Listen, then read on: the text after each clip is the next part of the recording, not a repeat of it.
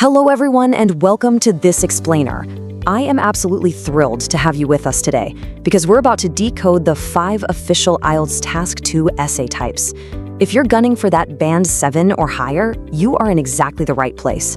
We're going to break down the prompts, analyze the course structures, and figure out exactly what those examiners are looking for. Okay, let's kick things off with a massive number, 25%. Think about that for a second. Before your pen even hits the paper, you've got to understand that task response makes up a full quarter of your total writing score. Figuring out the exact essay type right out of the gate basically dictates this huge chunk of your grade. I mean, if they want an opinion essay and you give them a discussion essay, your score takes a nosedive immediately. And honestly, it doesn't even matter how beautiful your grammar or vocabulary is. And this perfectly highlights the ultimate challenge of Task 2. As IELTS expert Liz points out here, the exam is never just going to explicitly tell you, hey, write a problem and solution essay here. Nope, no way. You have to decode that prompt yourself. If you misread the instructions, you're answering the wrong question, and boom, your score is tanked. But hey, don't sweat it. By the end of our time today, you'll be spotting these essay types from a mile away. All right, so here's our game plan for today. First, we'll tackle the task response trap. Then, we'll weigh opinion versus discussion essays. Third, we'll group up the analytical essays, so that's advantages, disadvantages, and solutions. Fourth, we'll decode the double question. And finally, we're going to bust 3 massive band-lowering mistakes. Let's jump right into Section 1, the task response trap, and why answering the exact right prompt is the absolute foundation of your test. I really cannot emphasize this enough.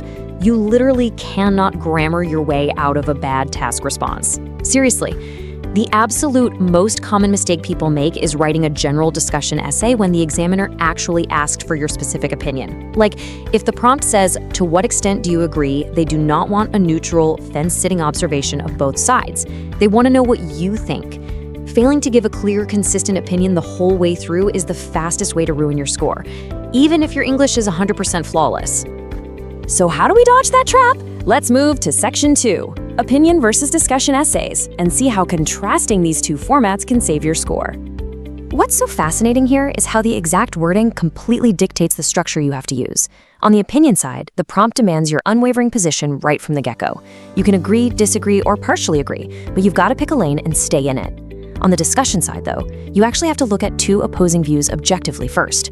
You dedicate a body paragraph to one view, a body paragraph to the opposite view, and only then do you throw in your own opinion. They might look kind of similar at first glance, but structurally they're worlds apart. Now, a lot of people get tripped up on taking a balanced view in an opinion essay. Here's the deal. If you take a balanced view, it just means you agree under certain specific circumstances. It does not mean you're neutral. Sitting on the fence with 0 clear opinion is a massive trap. Think of it like this. If you say, I agree with this in situation A, but I totally disagree in situation B, that is still a very specific, clear stance. It's a line in the sand. Whatever you do, don't just say, both sides have good points and leave it at that. All right, shifting gears to Section 3, advantages, disadvantages, and solutions. Here, we're grouping those analytical essays together. The absolute most crucial thing to master here is this highly modular 4-paragraph rule. This is basically your golden blueprint across all these analytical essay types. Whether you're tackling a problem and solution prompt or an advantages and disadvantages one, the recipe is the same. You need a crisp intro that paraphrases the prompt, 2 solid body paragraphs that zero in on one central theme each, and a quick summary conclusion. This setup just gives you that ultimate coherence that examiners go crazy for. Now, you have to pay super close attention to the specific verbs they use, because examiners love using them to trick you. You've got to be able to tell the difference between a standard advantages and disadvantages prompt and an outweigh prompt. A standard one just asks, what are the advantages and disadvantages? Simple. Keep your tone totally objective. But if they ask, do the advantages outweigh the disadvantages? Well, that's secretly just an opinion essay in disguise. The second you argue that one side outweighs the other, you are explicitly giving your personal stance. And here's exactly how you nail a problem and solution essay. If you want that flawless Band-Aid coherence, your proposed solutions in paragraph 2 absolutely must link directly back to the specific causes you just talked about in paragraph 1. So if your first body paragraph says the main cause of traffic is a lack of public transit, your solution in the second paragraph better be about building buses and trains. Don't offer a solution to a problem you haven't even brought up yet. It's all about keeping those ideas tightly and logically linked. Moving right along to section 4, the double question. Let's see how to spot what is arguably the easiest prompt on the test. Spotting this one is a breeze. Literally just look for 2 distinct question marks in the prompt. Something like, why do people spend so much on weddings? Do you think this is a positive or negative development? The golden rule for this one is total balance. You have to dedicate 1 full body paragraph to answering that first question, the why, and then your second body paragraph is all about the second question, the positive or negative.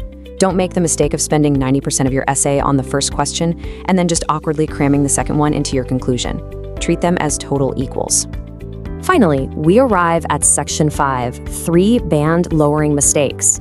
Let's look at the traps you need to avoid. Okay, you really want to avoid these traps at all costs. First off, examiners can spot fake research quotes a mile away.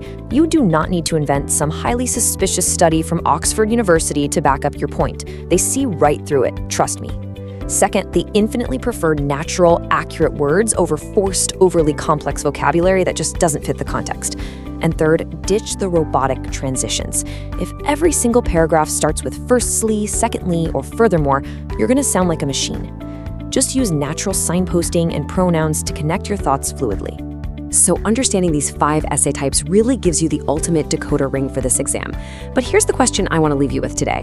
You know the structures now, but do you know your stance?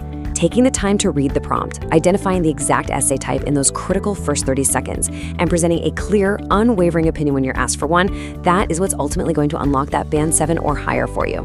Thanks so much for hanging out with me in this explainer. Apply these blueprints, get to practicing those structures, and go tackle that exam. You're going to do absolutely great. I'll see you next time.